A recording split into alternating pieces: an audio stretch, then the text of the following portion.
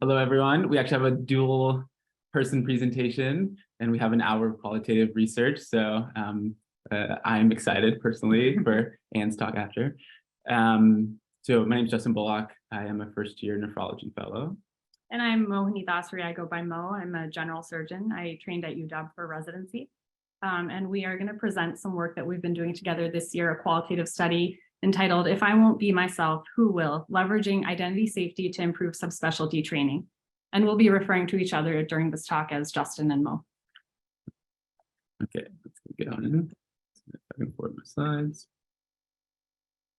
Okay, so today we're going to be talking about the learning environment. This is the place in which we all learn and work. And because the learning environment involves social interactions with many different people, there are more favorable and less favorable social forces at play. So we're going to really dissect some of these social forces.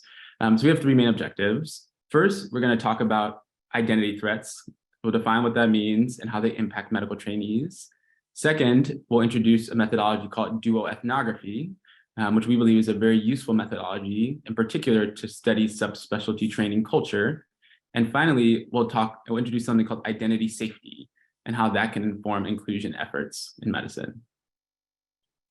So identity threats. Identity threats is a very large term which defines any form of intrapersonal, interpersonal, or structural hostility towards someone's identity. Here I have listed just a few examples of identity threats: internalized homophobia, stereotype threat and microaggressions, racism and sexism. And the important thing about identity threats is that members of non-dominant identity groups are disproportionately impacted by identity threats. And we're going to focus on the sort of middle portion, the interpersonal identity threats. And this is in large part because, as medical educators, these are the sort of most easily modifiable or intervenable forms of identity threat. And I just want to zoom in on one of these. So we're going to talk about stereotype threat. So stereotype threat is a psychological phenomenon in which a person fears fulfilling negative stereotypes about their group, and that fear impairs performance. So stereotype threat is a very well-accepted thing in the field of psychology. There have been hundreds of studies that have demonstrated that, in threatening conditions, when someone is made to feel like they don't belong or that they stand out because of a negatively stereotyped identity, that impairs performance on things like elderly individuals on tests of cognition, Black and brown individuals on tests of academic performance, white individuals on tests of athletic performance, etc.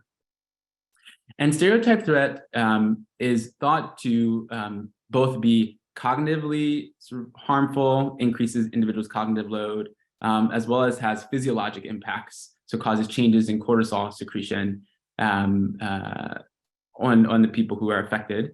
And it's most impairing for those who identify with the assessed domain. So if I give a science test to 100 high schoolers, the people who don't care about science, their performance, even in threatening conditions, even if they hold threatened identities, their performance actually isn't impaired. But when you look at the people who actually care about science, it's those people whose performance is most impaired by the existence or presence of stereotype threat. And finally, chronic stereotype threat is thought and has been shown to lead to something called domain disidentification. This is when you disconnect your identity from the negatively stereotyped identity. And this leads to things like attrition.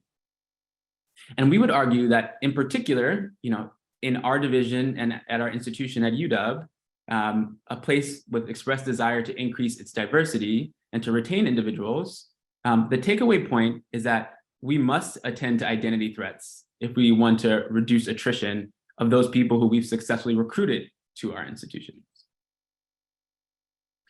And historically, if you look at the diversity, equity, inclusion literature, the vast majority of sort of dialogue around creating safe spaces has been centering neutralizing or mitigating identity threats. So things like responding to microaggressions, trying to prevent stereotype threat. And we adopt a critical lens, which means we look at power. A critical sort of exploration of this phenomenon would say that by centering identity threats, we're actually centering those people in power, those people who are causing harm, as opposed to focusing on the individuals who are more marginalized, more minoritized. And so this leads us to ask the question, what if we centered safety? What if we centered the voices of those people who often feel minoritized or marginalized? And this leads us to a concept called identity safety.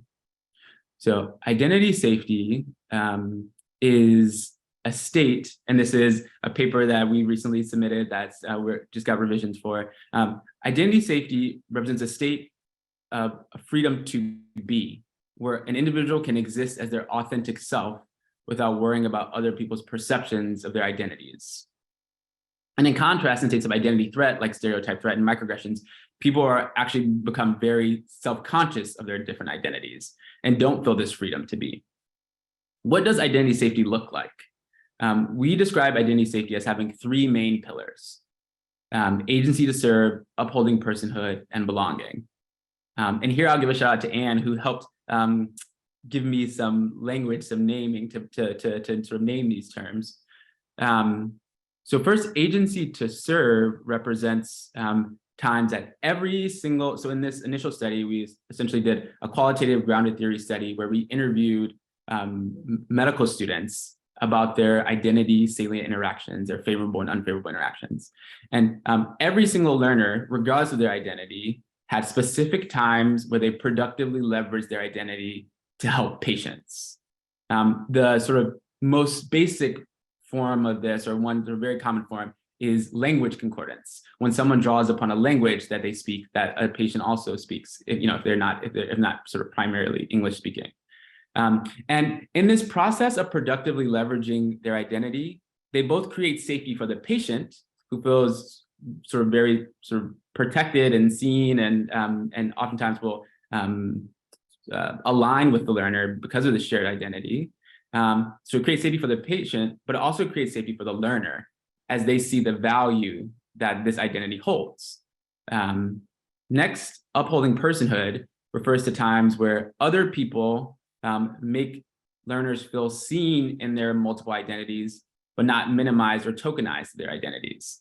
So I identify as a Black man, and when me feeling that someone sees me as a Black man, but they also see that there's a Justin behind that Black man,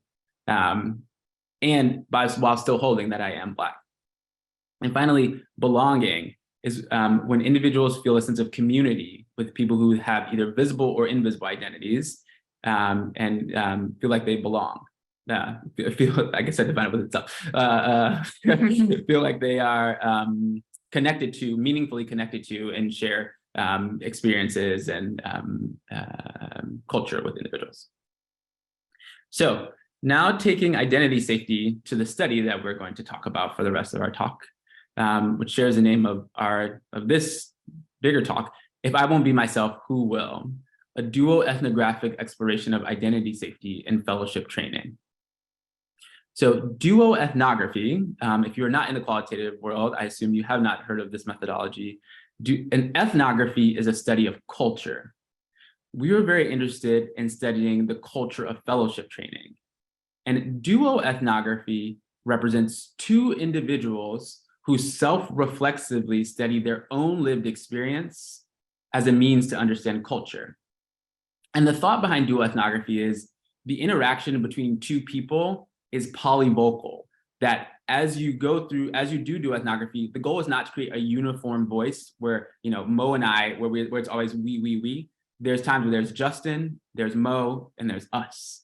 And so this sort of very dynamic dialogue highlights experiences that can be sometimes contrasting. And second, duo ethnography as a self-reflective praxis or practice has this risk of being self-indulgent. Because you're taking a reflexive look at yourself, there's always this risk that you can become sort of overly centered in one's own lived experience. And when duo ethnography is done well, what actually happens is that we use our experiences and always reflect back to the culture, always getting insights into the culture. And so I'll let you decide as you watch the rest of our talk, whether or not we're reflecting back to the culture.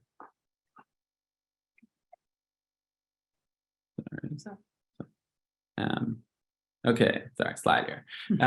Okay, so we've mentioned the word identities a lot of different times, and I think it's important that we lead with the identities that we hold.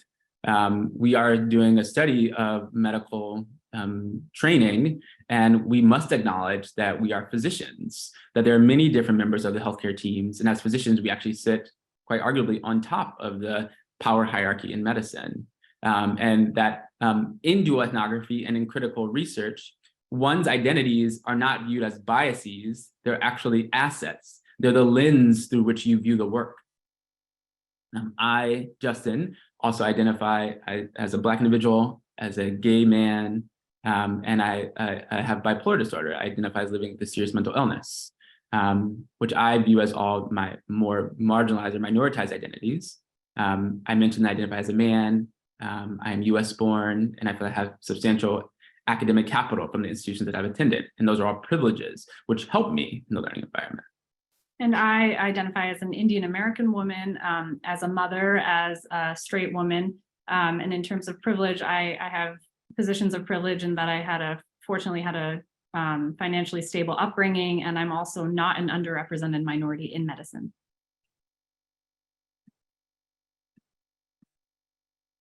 So one of the really cool parts of dual ethnography is that we can use historical artifacts, which are artifacts from both of our pasts, as a lens through which we can understand our present experience and our study of the culture of medical training, which we're studying. So one of my identities in residency was that I was a big advocate for trainee mental health and gender equity in my program. And this was an excerpt that I read at my residency graduation. It was part of the speech that I gave. It was a poem, and I decided to shine a little bit of light on mental health and a personal experience I had. I was diagnosed with postpartum depression, and once I got help, I slowly found joy again in work, in life, and felt more like myself.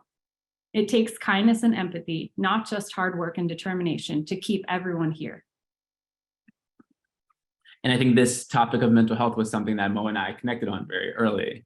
In residency, I spent a lot of time trying to fight against stigma related to mental illness, and also try to sort of fight against minimizing people to single identities, oftentimes, especially when those identities are stigmatized. And so here I'm sharing from my personal statement. This is the first and last sentence of my personal statement. I said, as a medical education researcher and hopeful nephrologist, I bring my whole self to my work. I seek a program that will make me clinically superb and will not only accommodate my whole self, but will champion it. For me, it was very important to go to a fellowship where I felt like I could belong and be who I wanted to be. So before we delve into some of the more critical experiences that we both have had as fellows, we want to center some of the very important experiences of identity safety that we both experienced in fellowship.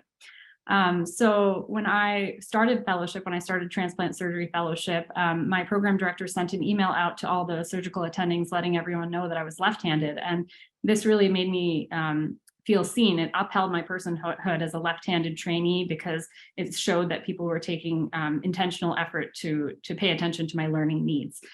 Similarly, I was also in the same institution where I did residency, where I had built a strong community through friendships and my work in various areas around gender equity and advocacy. So that provided me a strong sense of belonging when I came into fellowship.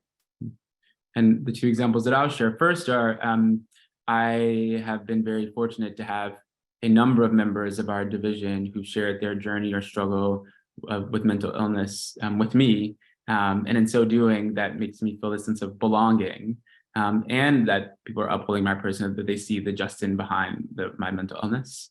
And second, the only person who will name by name in this talk is Dr. Bessie Young, who for me was incredibly fundamental, who I would not have come to UW without, who, as the lone Black person here last year and for, quite a time prior, I asked, like, why aren't there more Black people? Like, what actually happens behind the scenes?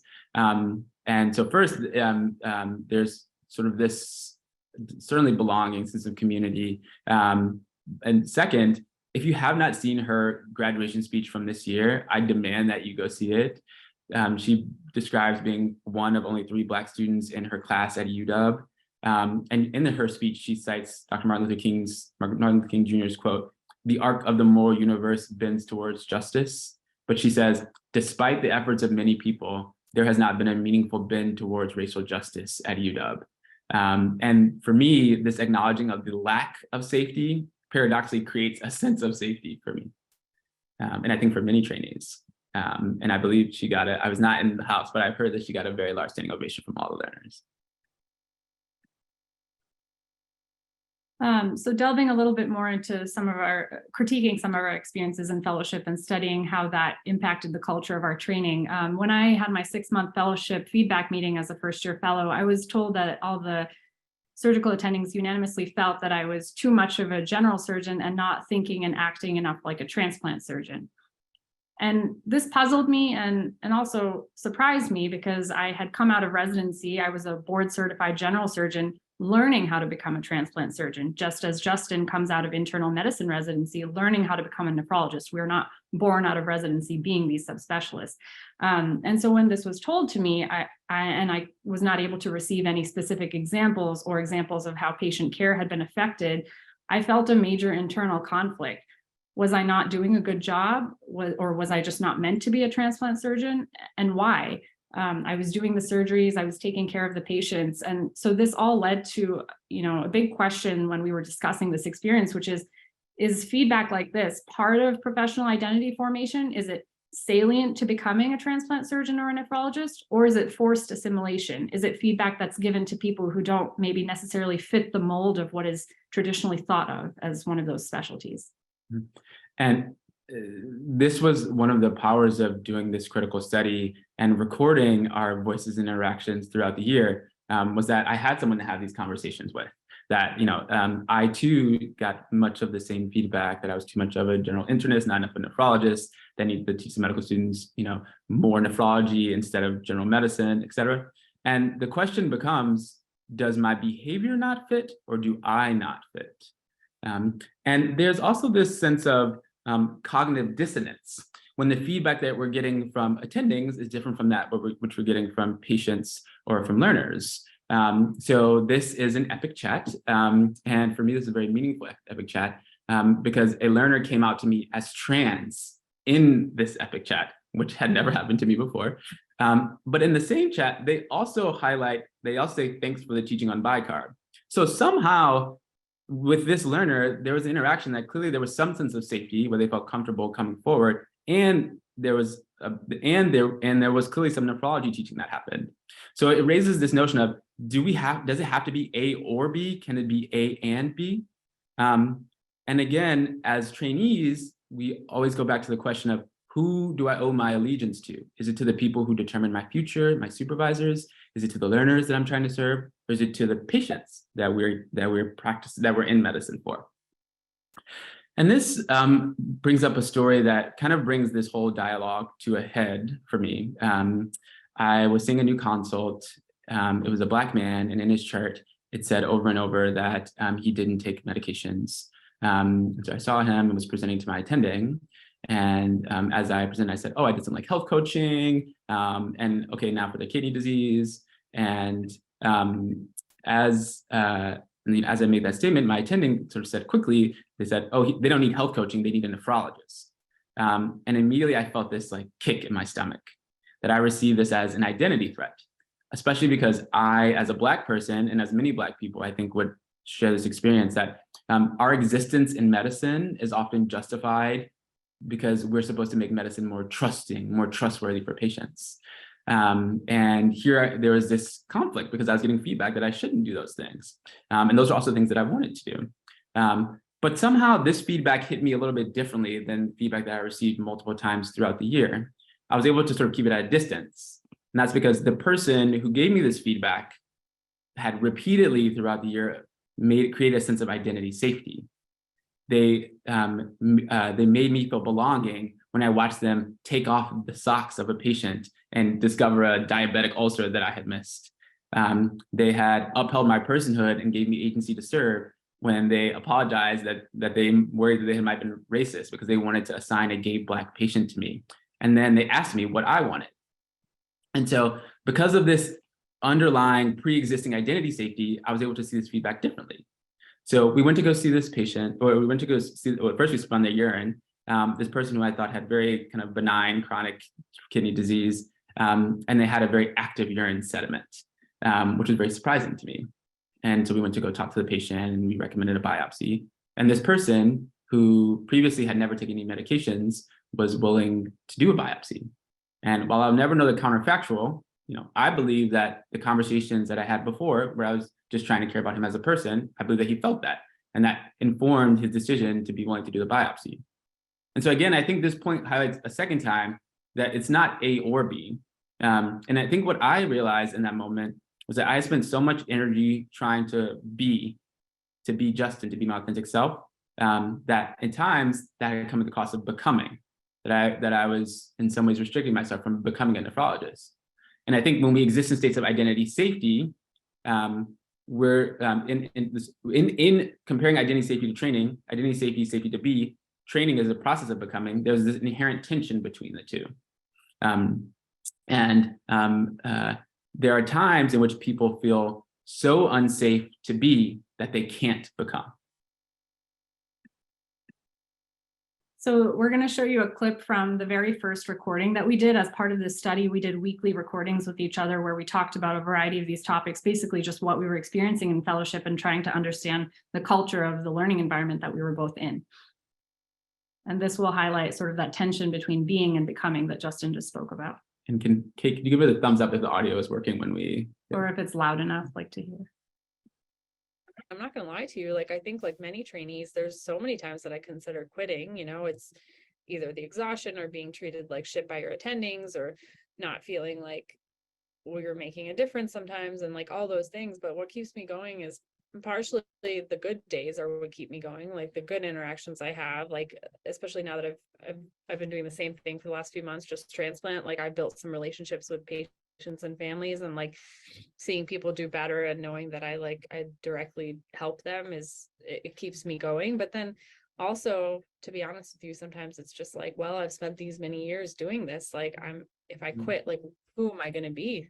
Speaking to identity, like who will I be? Like, and that scares me. Like if I quit, like I'm not brave enough right now to quit because I don't know what I would do.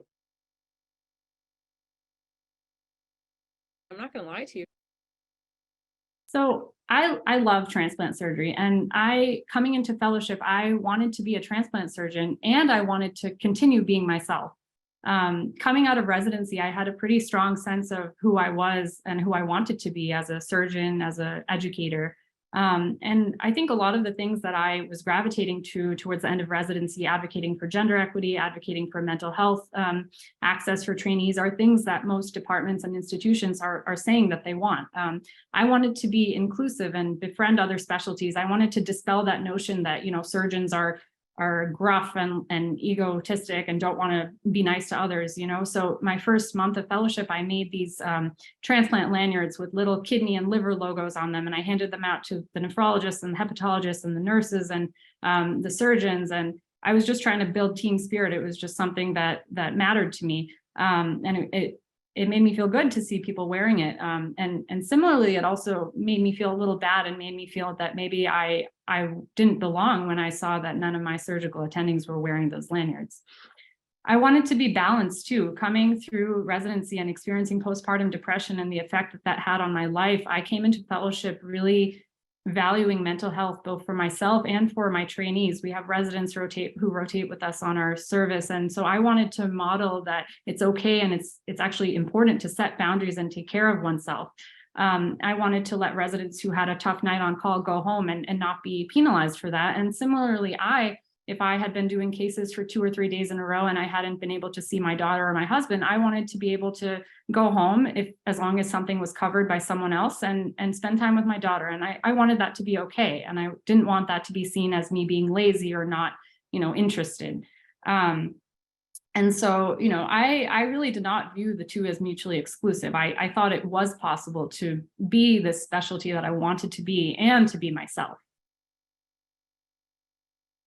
But in the process of fellowship, as you can see from that first recording that we did, I was experiencing a lot of internal tension between being myself, being who I was authentically, and trying to become a transplant surgeon. And I found myself in a state of increasing anxiety and mental distress, because I was finding it increasingly difficult to actually exist in this space and be comfortable with who I was and fulfill the requirements of what seemed to be required of me. And so ultimately, I left, and that was my solution.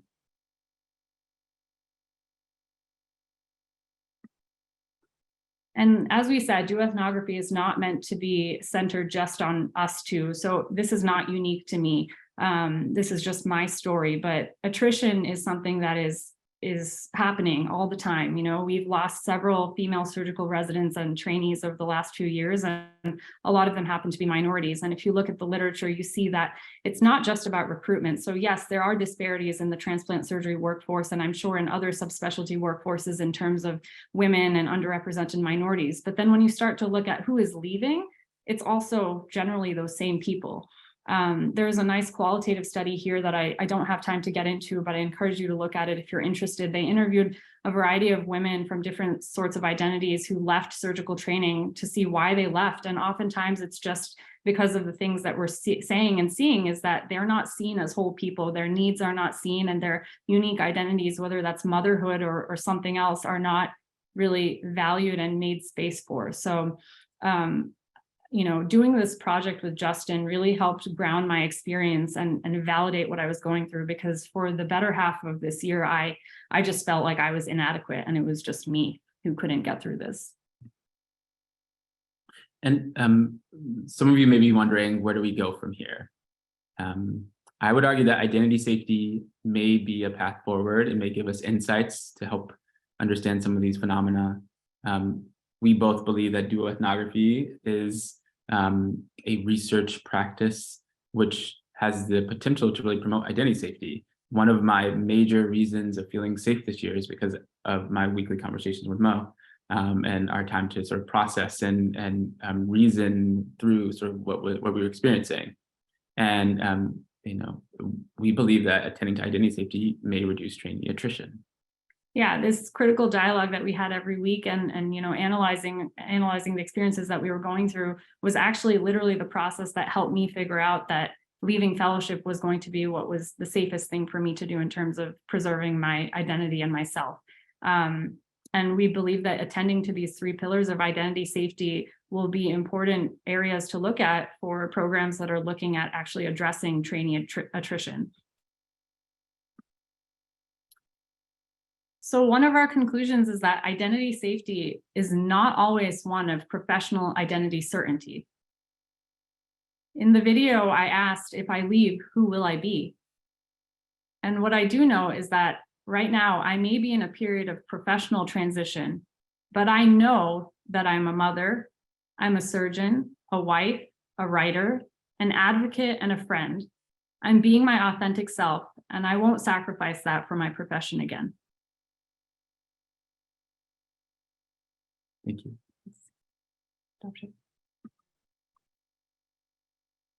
Thank you so much, Dr. Bullock and Dr. Dasari. Thanks for doing this work. Thanks for sharing your personal experiences. Clearly a huge support for many of us and a lot to learn. We have time for 1 or 2 questions. I'm sure there's many more. And if I can, Kate, because I literally did this to Mo last time. Dasari. Oh, that's right. Oh my gosh, I'm so sorry. No, it's okay. It's okay. I appreciate that. I did it in front of the whole surgery department. So.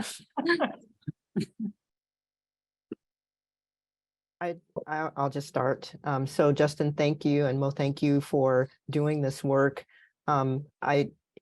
It's probably hard for many of us to hear, but I think it's important because it starts us on our path of really trying to address this.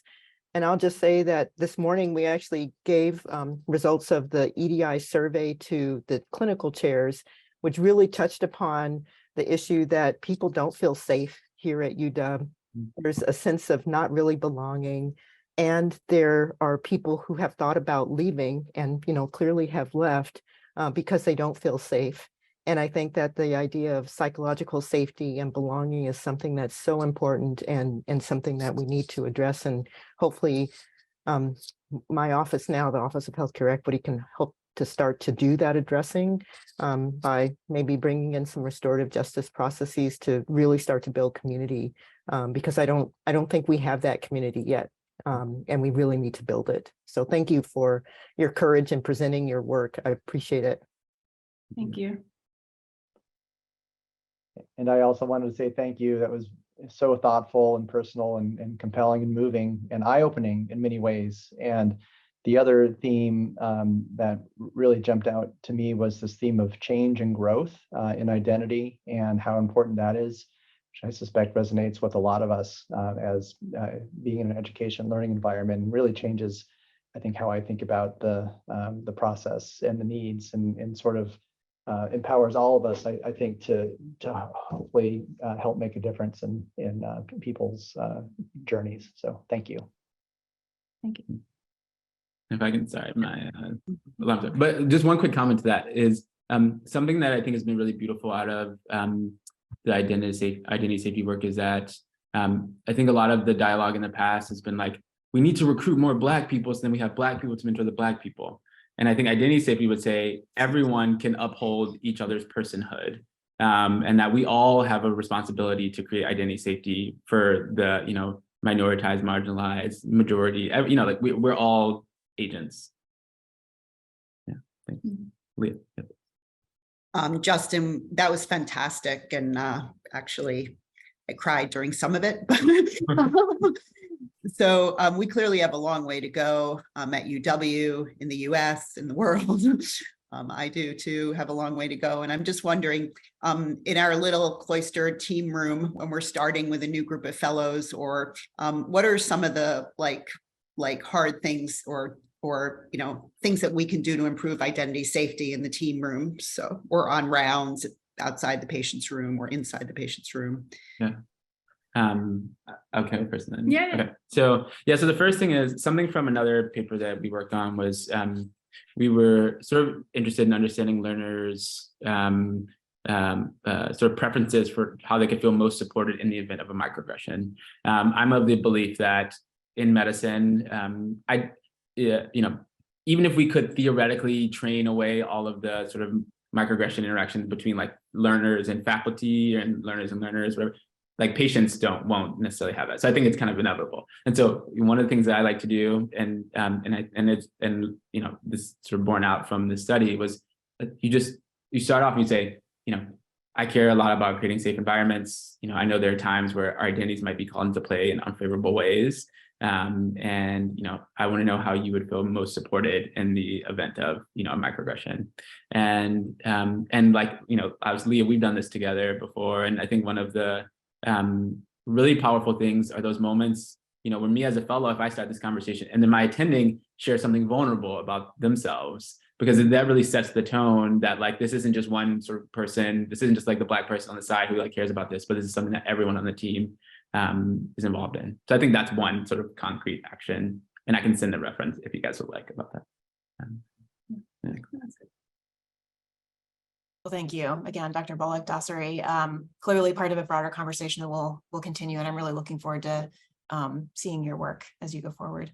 Thank you all. Thank you.